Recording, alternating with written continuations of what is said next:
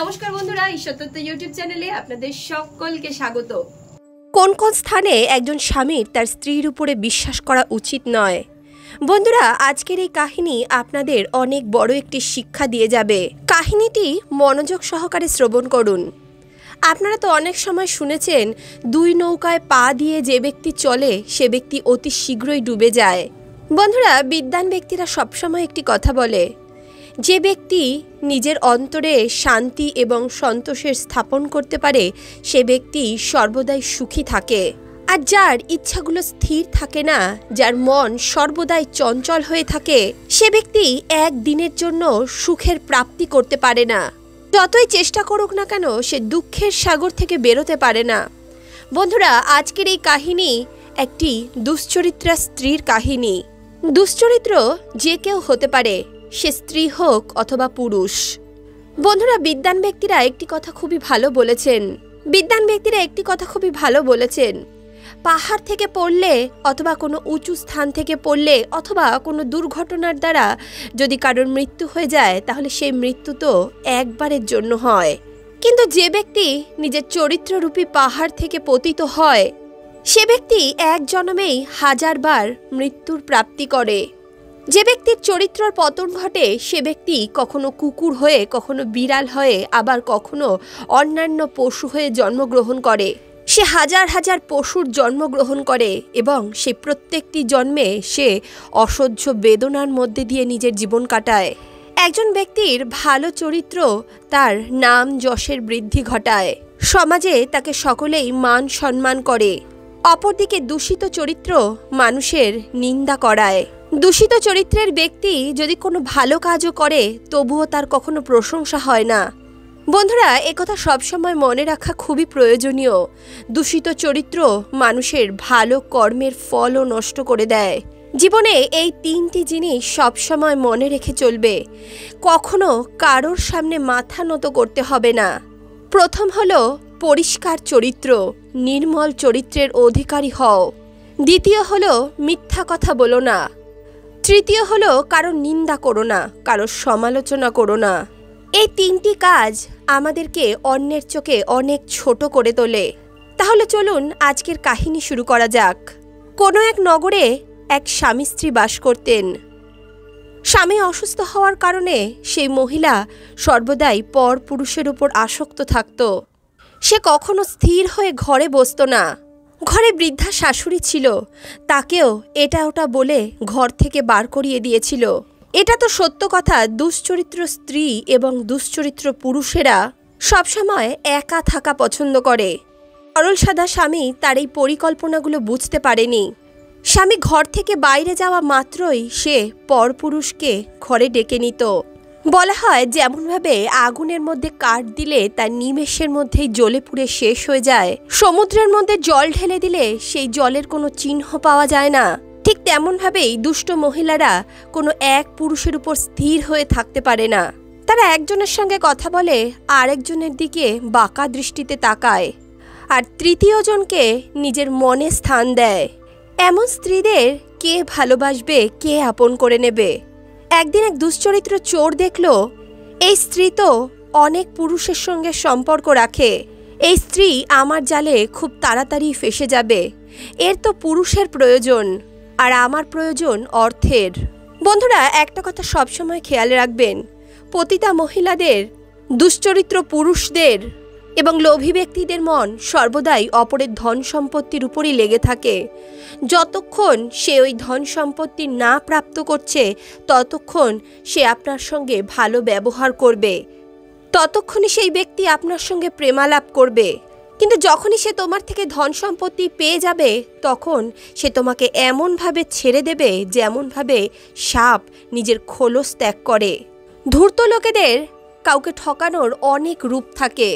যেমন তারা খুব মিষ্টি কথা বলবে, নিজের ভেষ বদল করবে, অথবা মন্ত্রতন্ত্রের সাহায্য নেবে, অথবা তারা কোনো ঔষধি তোমার উপর প্রয়োগ করবে। তাই বুদ্ধিমান পুরুষ এবং বুদ্ধিমান স্ত্রীরা এই সমস্ত লোকের থেকে একটু দূরে থাকুন। এমনভাবেই সেই ঠক ওই দুষ্ট স্ত্রীর কাছে পৌঁছলো। সে ওই দুষ্টা স্ত্রীকে বলতে লাগলো, দেখো আমার স্ত্রীর মৃত্যু হয়েছে, তুমি কি আমার স্ত্রী হয়ে আমার সঙ্গে আমার বাড়িতে যাবে?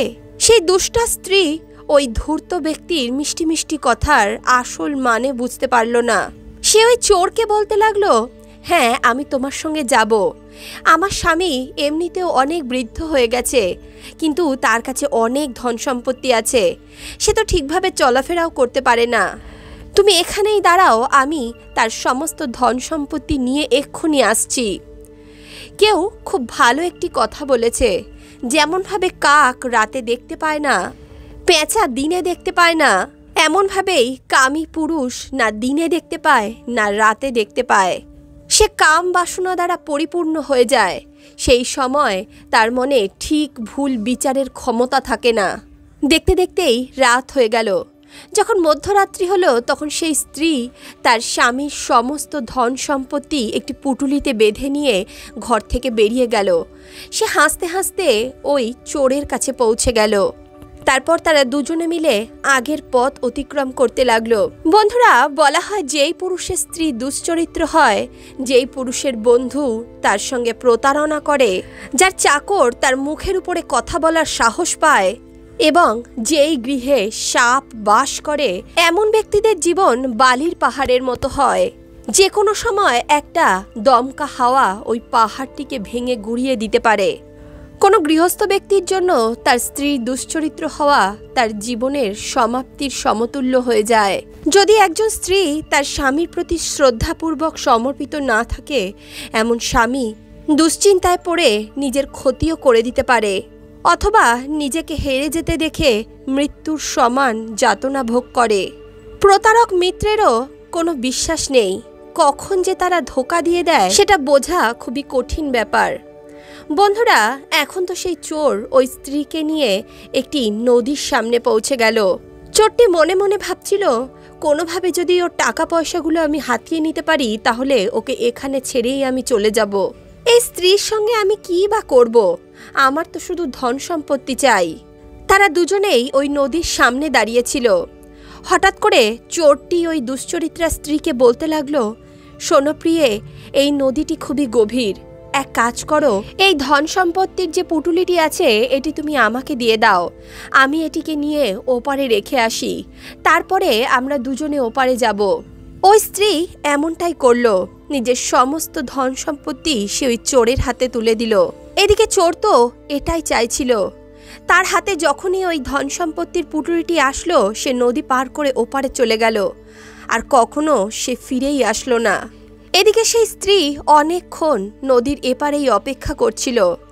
অনেকক্ষণ হয়ে যাওয়ার পর সে ভালো করেই বুঝে গেল এখন আর তার প্রেমিক সেখানে আসবে না। সে এটা ভালো করে বুঝে গেছিল তার দুষ্ট প্রেমিক তার সমস্ত টাকা পয়সা নিয়ে সেখান থেকে পালিয়ে গেছে। এদিকে যখন সকাল হলো তখন সেই স্ত্রী দেখল ওই নদীর ধারেই একটি শেয়াল মুখে মাংসের টুকরো চেপে নিয়ে এগিয়ে আসছে। সেই সময়ই একটি বড় মাছ নদীর একদম ধারে চলে এসেছিল। শিয়ালটি যখন মাছ দেখল তখন সে তার মুখে রাখা মাংসের টুকরোটি নিচে ফেলে দিয়ে মাছটিকে ধরার জন্যে নদীর সামনে এগিয়ে গেল। ঠিক সেই সময় আকাশ থেকে একটি শকুন এসে ওই মাংসের টুকরোটি নিয়ে চলে গেল। অপরদিকে ওই মাছটা যখন শিয়ালকে সামনে আসতে দেখল, সে তাড়াতাড়ি নদীর ভিতরে ঢুকে গেল। এমনটা দেখে সে শিয়াল খুবই দুঃখিত হয়ে গেল। তার সমস্ত কষ্ট ব্যর্থ হয়ে গেছিল। তার হাত থেকে মাংসের টুকরোটাও গেল আর মাছটাও গেল। শিয়ালের এই অবস্থা দেখে দুশ্চরিত্রা স্ত্রী হা হা করে হেসে উঠল। সে বলতে লাগলো, মাংসের টুকরো শকুন নিয়ে গেল, মাছও জলের ভিতর চলে গেল। মূর্খ শেয়াল, তোর মূর্খতার কারণে মাছ মাংস তুই দুটোই হারালি। সে দুষ্টা স্ত্রীকে এইভাবে বলতে দেখে শিয়াল বলল, হে দুষ্টা স্ত্রী, আমার যা চালাকি তা তো আছেই, তার থেকে তো বেশি চালাকি তুই করে রেখেছিস। ধন সম্পত্তি প্রেমী সবই হারিয়েছিস, এখন কিভাবে বাড়িতে ফিরবি? এখানে দাঁড়িয়ে দাঁড়িয়ে কি ভাবছিস? তোর তো এখন একুল উকুল দুটোই গেল। শিয়ালের এমন কথা শুনে সেই স্ত্রী খুবই পশ্চাতাপ করতে লাগলো। বলা হয় পায়ে যদি ব্যথা থাকে, যেই স্থানে ব্যথা থাকে সেই স্থানে বারবার আঘাত লাগে। ঘরে যদি চাল শেষ হয়ে যায় তাহলে খিদে বেশি পায়। বিপদের সময়ই শত্রুর বৃদ্ধি ঘটে। আর যদি কর্ম খারাপ হয় তাহলে বিনা দোষেও শাস্তি পেতে হয়। এদিকে ওই স্ত্রী খুবই লজ্জিত হয়ে পড়ল এবং নিজের ঘরের উদ্দেশ্যে রওনা দিল। ঘরে এসে সে তার স্বামীকে জাগালো আর চুরির দোষ নিজের জায়ের উপর দিয়ে দিল। তার স্বামীও তার কথায় ভুলে গেল এবং সমস্ত চুরির দোষী নিজের ভাইয়ের স্ত্রীকে মনে করতে লাগলো। এমনই একদিন সকালবেলা তার স্বামী নিজের মাঠে গেল নিজের ক্ষেতের কাজকর্ম দেখার জন্য। সেখানেই তার সঙ্গে ওই শিয়ালের সাক্ষাৎ হয়ে গেল। তখন শিয়াল বলল, ভালো করে রচিত জালে তো ব্রহ্মাও ফেসে যায়, তাই আমি তোমাকে একটা কথাই বলতে চাই, এই কথাটি ভালো করে মনে রেখে দেবে। ধূর্ত ব্যক্তিদের মিষ্টি কথায় আর দুষ্টা স্ত্রীদের জালে এমন কেউ নেই যে ফাঁসে না। নিজের প্রিয় স্ত্রীর কথা মতো বিচার বিবেচনা না করেই নিজের মা, নিজের ভাইয়ের স্ত্রী, নিজের বোন অথবা নিজের ভাইকে অবিশ্বাস করা কখনোই উচিত নয়। এতটুকু বলে সেই শিয়াল সেখান থেকে চলে গেল। তাহলে বন্ধুরা, আজকের এই ভিডিও, আজকের এই প্রসঙ্গ আপনাদের কেমন লাগলো অবশ্যই কমেন্ট বক্সে লিখে জানান। ভিডিওটি যদি ভালো লাগে তাহলে অবশ্যই ভিডিওটিতে একটি লাইক করুন, বন্ধু বান্ধব আত্মীয় পরিজনের সঙ্গে ভিডিওটি শেয়ার করুন আর অন্তর্মন থেকে বলুন রাধে রাধে।